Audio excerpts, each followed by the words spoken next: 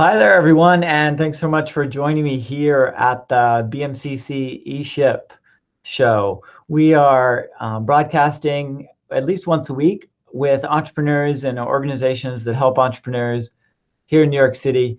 We'll also be chatting with some of our partners around the country who are doing entrepreneurship work. At BMCC, at the Borough of Manhattan Community College, our real focus is entrepreneurship for all. So we have a big focus on diversity and how do you bring diversity to entrepreneurship. As part of this conversation, it's always interesting to me to talk to organizations who've had histories and have evolved. So today what we're going to do is get a chance to chat with our guest about that. To give you a little bit more background about the Borough of Manhattan Community College and our degree program, it's a 2-year program for entrepreneurs. As many of you guys know, the Borough of Manhattan Community College does come with all kinds of different types of students, and they bring various different perspectives about their particular communities. We have about 7 to 10% of our population that's actually international. And then, of course, a lot of people who've become citizens here in the last generation or so who decide they want to be entrepreneurs. And so they take the BMCC courses. I wanted to give you, my students, a big plug. The end of the semester is coming up, and I know you're going to be working really hard on your projects.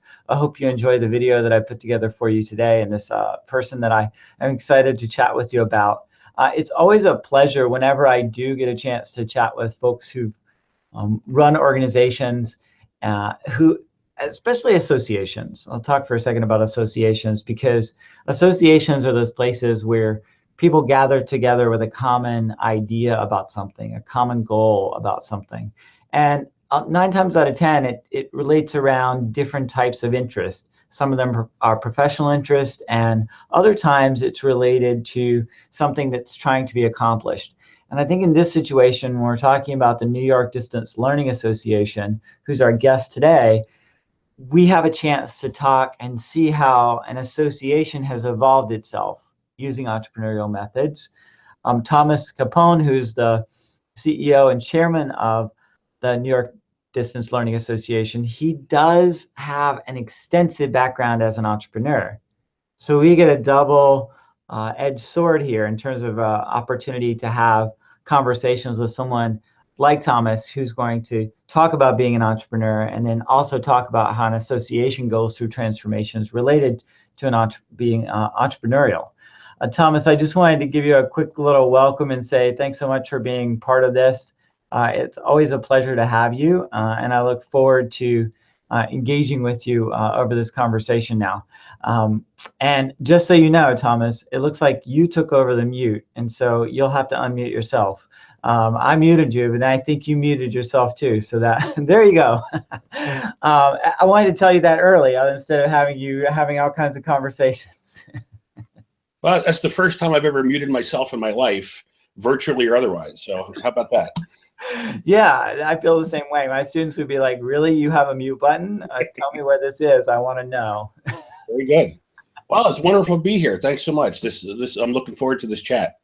Yeah, Thomas. So tell me, first off, give me a little background on what the New York Distance Learning Association is all about, and tell me just a brief history about who they are. Okay.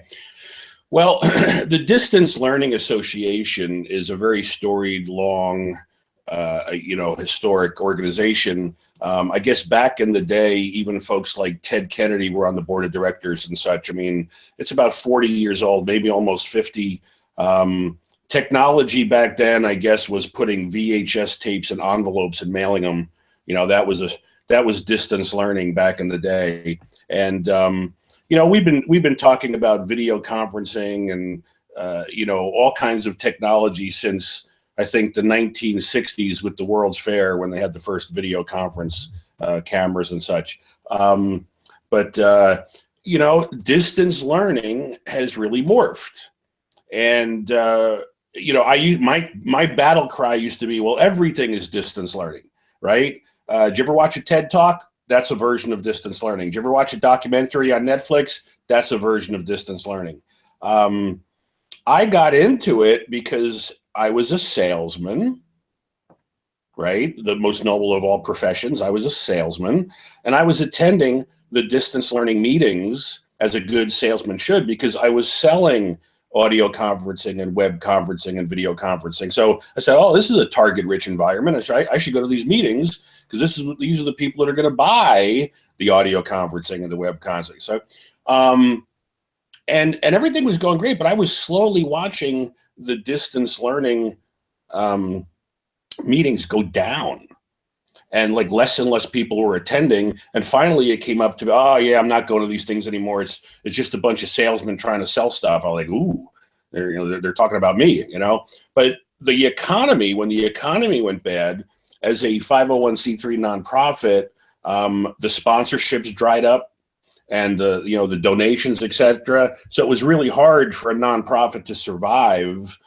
when there was no money, right? Right. So there was like a battle cry that went out, like, well, would anybody be willing to take this thing over? And I'm like, I'll do it. Because I saw the traffic to the website, and I saw that. I said, if this was run like a business, it would be just fine. Okay. And that was my first, understanding of just because you're a nonprofit, that's just a tax classification, right? You got to run it like a business, period. Well, one thing led to another, and there was the opportunity, and I took it. And I was able to bring my 40 years of selling and relationships and corporations and stuff. So the first event that we ever had after I took the helm, we had a joint event, was at Rutgers University, which was one of my clients. And the second half of the day, we said, okay, everybody get in your car. We're going to go to the Timex Performance Center in the Meadowlands, and we're going to have an event at Giant Stadium, and you're going to meet all the Giants players, because the NFL was also a client. So we went from can't pay the website bill to where we are today with almost 5 million members. So that's a fantastic transition moment, because I feel like what you're picturing and what you're talking about in relationship to what happened in this situation is you literally saw how a company can, an organization can make a shift, can make a pivot. So talk to me a minute about what were some of those early pivots that the association did to make that change? Well, the first thing was to leverage the fact and fully embrace that just because you were a nonprofit doesn't mean that you don't need to be cash flow positive. And just because you're a nonprofit doesn't mean that you live on donations and sponsorships. You need to earn your way. You have to figure out ways to generate revenue, generate income, etc. And more importantly, you got to deliver value. Okay. Time is the most precious thing that all of us have. Richard Branson and Bill Gates and me and you, we all have 24 hours in a day. So no matter how much money you have in the bank, time and your attention, right? We're all vying for your attention. So if you're not going to deliver value, as in, why should I be on this webinar right now when I could be doing something else? If I don't make our story, if I don't make our membership valuable, it doesn't matter. Nothing matters. So, I think the big pivot was when we realized we're all in the attention business. Mm-hmm. Okay. And, now we have the cloud and remote work and telework and telemedicine and, augmented reality and virtual reality and e-com. Well, these are all silos of the Distance Learning Association. This is what made it so crazy that when I used to say everything is distance learning, well, everything's the cloud. Okay. So the big pivot, if you will, there's been multiple pivots and multiple epiphanies that we've had over the years, was that time and attention is that's what we're in. We're trading in time and we're trading in attention. Okay. Sure. I want to ask you some questions about your own experience as an entrepreneur before that, and how, when you first started, because everyone loves to hear the first started stories, mainly because we've all been in places where we've started something from scratch, and everyone feels how intimidating that is to step into that unknown space. So when you first started in that space, I'd love to hear what were some of your biggest fears that you overcame? Or give me your top fear that you overcame, and then talk about that second one that crept up on you that you didn't know about. Well, you know what? The magic word, I don't know if you can see my little bracelet here, but I'll tell you what, it says fearless. Okay. And a friend gave this to me only about a couple of weeks ago, and I haven't taken it off since, because you know what? That's the magic word, fearless. Okay. There's so much opportunity right now, especially with technology enabling, any startup of any size to do amazing things. What you and I are doing right now on this Google Hangout, just a couple years ago, you'd have to be a Fortune company to do what you and I are doing right now for free. Okay. Fear. You have to overcome the fear. I don't know if you want to use the word embarrassment or, you got to get that completely out of your ecosystem. There's no place for fear. If you're going to fail, do it, get it out of the way, learn from it, pick yourself up, go again, get your battle scars, etc. But fear is something that kills profits. Okay. So that's the first thing. Just a quick background on myself. I was a biomedical engineer. My career path was all set. I was going to medical school. I wanted to be a doctor. Okay. I was the president of the Future Physicians Club in high school. I didn't want to hear about anything else. If you're not going to be a doctor, don't even talk to me. Any other career, nothing could compare to being a doctor. I wanted to park at fire hydrants. I wanted empty license plates. I had it all mapped out. When I was a teenager, I knew what I wanted. And I remember, in college, I always loved technology. And I guess that's what led me towards, biomedical engineering. I remember holding a laser scalpel in my hand, and I went like, yeah, how do you sell it? But how do you make money with this? So I think I started realizing I was more destined for a career in sales and marketing and such. I came home from a summer break, and I was very spoiled. My father bought me a sports car, and car phones came out. Okay, so this is the early 80s. I always wanted a car phone. I wanted to be James Bond. I had to have the phone in the car. And I wound up buying a car phone. I had no job. I had no money. Okay, but I had to have it. And the guy that sold me the phone for the car said, oh, by the way, if you give us any leads for, car phones, I'll give you free airtime. I go, well, that's great, because I don't have any money. And it's like, he's just looking at me like I'm crazy, but I saw it. I knew that cellular phones were going to be big. I just knew it. And cutting to the chase, I can't tell the whole story, but I became the third person in the New York tri-state area to sell car phones when 9X Mobile went live. So this is like 1983. Okay. I didn't go to medical school. I wound up not going back to Purdue. I wound up finishing college at Rutgers because I was in business. But I caught the wave. There were only 9 cell sites in the entire country when I got into the business. Well, you know where cellular went. You know what happened with cellular. Okay. But when you feel it that deeply in your gut, you got to go with it. And that's the other thing about entrepreneurship. If you have the passion, you'll overcome any obstacle, cash flow, money, competition. If you feel deeply enough about something, that's 99% of everything.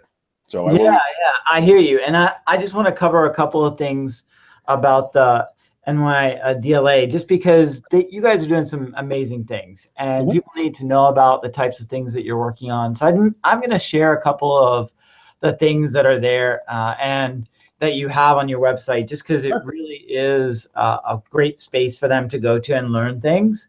So I really want to take folks through a quick little overview of what they have there in front of them.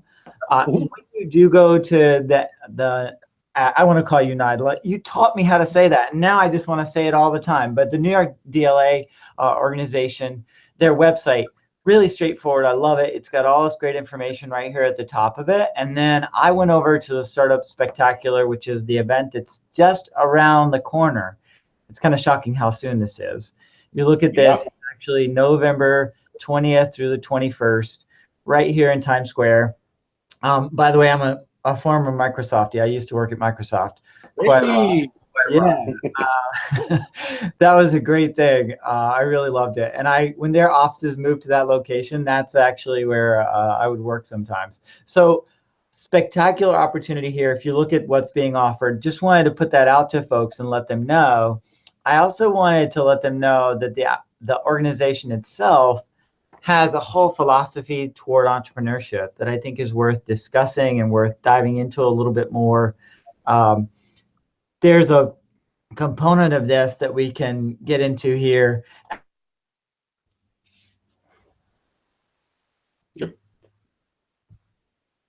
I am within that context of presenting this information to folks and talking about entrepreneurship, but there's a shift in philosophy because of all the technology that's happening. I tell my students nowadays, over the course of this semester, you can easily launch an online business. You don't need a year to create a business anymore. You need a few weeks to create a business if you have a very specific set of customers that you want to approach and that you want to sell a specific thing to. And because the internet is so niche now, you can actually direct your attention in that way. And I wonder how much of what you've done at the New York DLA relates to that, or whether you've gone for a more broader approach as far as how technology focuses in on learning and what distance learning is. Well, we've gone through pivots, okay, but the main pivot was entrepreneurship because distance learning covered a lot of ground, K through 12, higher ed, corporate training, etc. But the schools of business, once the schools of business started having entrepreneurship as a major, right, where you would graduate and your diploma would say things like, Quinnipiac University School of Business, entrepreneurship, right? Many schools. I said, well, this is a thing. This is turning into something. So the government started to say about 50% of the workforce in the near future is going to be either self-employed or some form of, intrapreneurship, etc. Right? So I think the economy just pointed us in this direction that, first of all, I'm an entrepreneur. I'm a serial entrepreneur. I love entrepreneurs. So there was just like a natural progression to say, well, if you're destined to be an entrepreneur, how can we help you? Which cereals, by the way? Cheerios, Corn Flakes? 68 websites later. Exactly. Yes, I've been there. Okay. But it's like, what? The technology of today is enabling you to be in business, as you said, on a global basis. Okay. So I really shudder when people say, that it's hard or it's difficult. No, if you're not lazy, okay, and if you have a work ethic, there's plenty of ways to become cash flow positive in a startup. Now, you have to have some common sense. Okay. I mean, you got to have a business that actually makes sense, etc. But as long as you can deliver value to a customer, you will be a successful business. You might have one customer, which becomes two customers, but you know what? 2 becomes 20. Right. Okay. To make the leap from 2 to 20 is easy. To go from 1 to 2 is hard. But 2 to 20, it just seems to, I've always seen that happen. It just, you can scale because you're delivering the value. And people love to be smart. They love to tell their friends about how smart they were, right? Everybody's got a guy. Oh, I got a guy. You might, call my guy. Oh, no, my guy. You want to become the guy or the gal, right? Either one, right? Once you have that, you're on your way. Okay? You're on your way. I feel like that's right on the mark when it comes to a couple of things that you guys are doing there in the community where you mention things like entrepreneurship is an attitude. It's a way of life. It's a way of considering what your future could be. Right. It's not just something that you go study in school. It's actually transforming how your brain works. Well, when I first had my first couple businesses, you had to rent an office. You had to buy office furniture. You had to buy a phone system. Yeah, I mean, there was thousands of dollars of expenses that you had to figure out. Well, how am I going to pay for all this? That was just to become a viable business. Okay, for today, for a couple $100, you will be a real business with a tax ID number and a checking account and a website. Okay, so what used to cost thousands of dollars now costs hundreds of dollars. Yes. Okay. And people have access to these resources that they didn't have access to before, like co-working spaces. Like you can go into WeWork, or one of my favorites is getcroissant.com, which is where you buy like a subscription for $99 a month, and you get access to like 45 different co-work spaces all around New York City, Brooklyn, New Jersey, all these places. And in those places, the most important thing to any entrepreneur is coffee. And so they all give you free coffee, which is the most important thing. The second most important thing is the community that you immediately are involved with. All the events that they put on, all the different ways that they go about making their work happen. And you can build those relationships organically in those spaces. Right. We partner with entities like that, like Spacious or WeWork, etc., where if you're a member of the NYDLA, you get even deeper discounts. So, maybe we'll pay the first month for you, etc. We want an entrepreneur to become cash flow positive. We want an entrepreneur to become sustainable. Nobody starts a business to go out of business. Okay, so if we can help someone to get over the hump and get to the point where they're actually sustainable, you know what? They can pay it forward. They can pay it forward. Okay, so I challenge someone to say that they've got an obstacle that they can't overcome, because we might have in the back room what they need, and we'll say, here, now what's your excuse? Okay, here, I don't have a computer. Here's a computer. Now, what do you got? Now what? Okay. So anyway, it's fun to be able to give back, especially when someone has a passion for their business, but they think they can't do it. We love to say, "Oh, yes, you can. Yes, you can." And here's how. Let us help you. Let us help you. Okay. Yeah, it looks like too, and at your event that you have coming up, you have some great folks there. MakerBot CEO, OkCupid CEO. Wow, you really do bring quite a few well-known names. I love it, and you even got the guy from NASA talking about technology transfer. That's so great. I love that people can think of an idea and patent it, right? And the technology behind that can become something quite large, and that's a whole way of being an entrepreneur too. Well, you never know who the next Uber or next Spanx or next Airbnb. I mean, you never know who you're talking to. We tend to have a lot of relationship with technology-based businesses, but we work with restaurants. We work with people in manufacturing. We work with people that are, in the food and services industry, et cetera. There's no limit to how technology is changing the way we live, work, learn, and play in the clouds. Okay, so no matter what your idea, no matter what your passion, even if it's in food services or in some form of art or entertainment, etc., you know what? We got a conversation waiting to happen. We would love to engage and help people to become, like I said, cash flow positive and sustainable. Yeah, a cash flow. That's the section I'm doing right now in my classes, actually. So we're talking about financial statements, not complicated ones, but basic ones. Like, how do you create a basic cash flow and understand when you're reading your numbers, what are they actually telling you? Right. Knowing how to do that is really tough. I've had quite a few of my good friends who are entrepreneurs who actually, because they didn't understand cash flow, they ran their business out. They ran their business out of business because of that. So it's a really important thing to keep at the top of your mind when you're trying to build a sustainable business. Not just an idea in your head, but making it a sustainable business is quite different. Well, no revenue, no business, right? No sales, no business. I was just at an event this past week at the Stewart Hotel downtown, and it was phenomenal. And it's like, everybody in the room was a potential customer. I had tremendous energy and phenomenal. And somebody came up to me and said, you're not supposed to be selling. I'm like, what? It's like, then why am I here? It's like, what am I doing? So, I'm all about revenue and sales and producing, positive relationships, etc.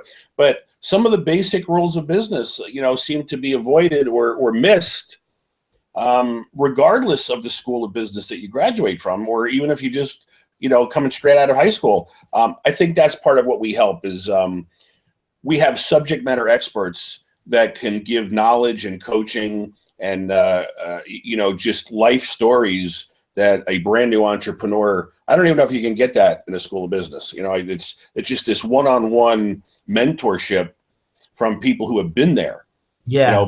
People who, maxed out their credit cards and had bill collectors knocking on the door. Well, now, they're talking to us from their yacht and they're doing really well. It's like, yeah, but it was only a couple of years ago that they couldn't pay the bills, and they were saying, well, do we pay the light bill or do we buy groceries? It's like, yeah, okay, I know how that feels. I want to bring circle us back to the component of sales, and like you were saying, when you're in a room full of people who are your potential customers, it's really important to connect with those people.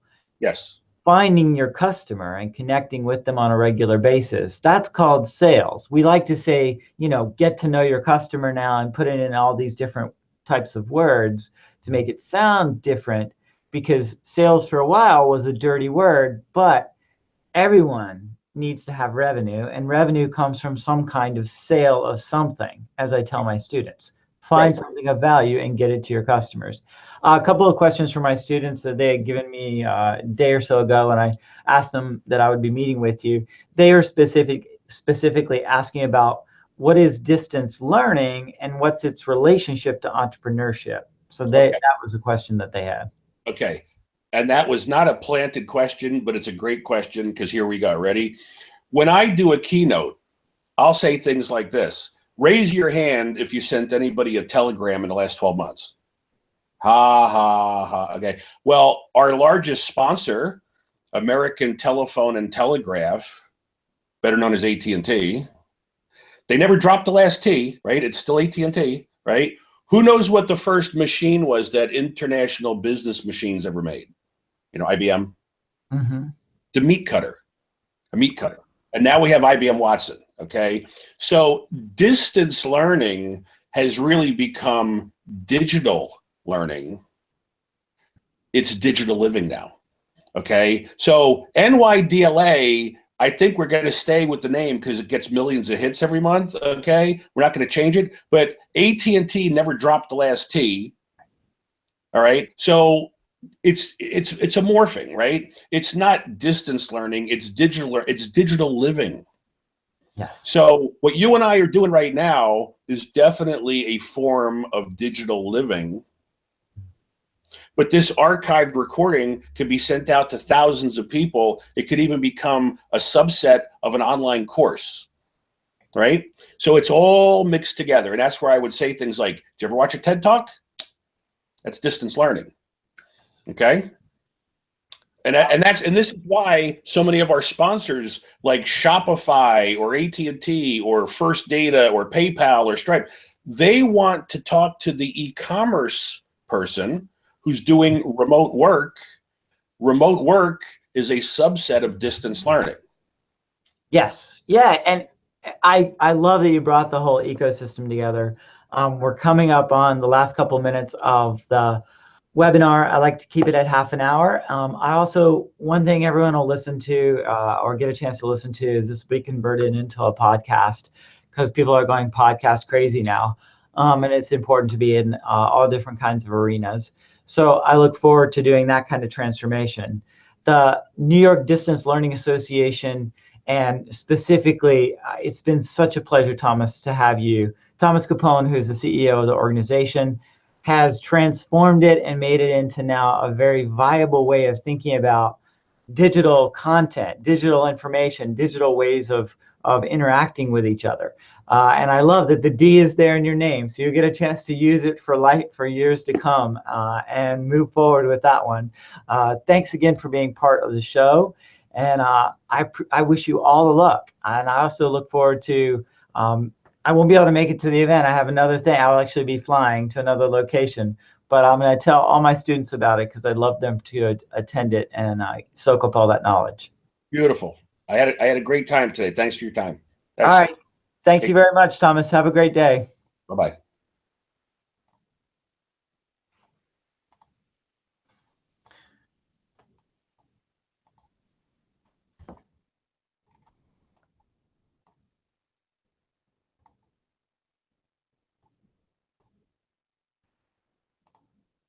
All right, everyone. Thanks so much for being part of the show today. It really is a pleasure having you as part of the conversation here. We have so much that we can be talking about in the future when it comes to entrepreneurship. So I hope that you will spend more time with us here at the BMCC eShip show. Wow, what a great first public show that we've had for you. I hope you took a lot of great things away from it. Check out New York Distance Learning Association, or NYDLA.org. They will give you tons of information about starting your business and a completely different perspective than a lot of other places. These folks are getting together in order to combine and organize and create sales and revenue for specific organizations. Thomas Capone, I need to thank you again for your time today. It was a pleasure having you in the show, and I will see you again real soon. Guys, have an amazing day, have an amazing week, and go out there and make something.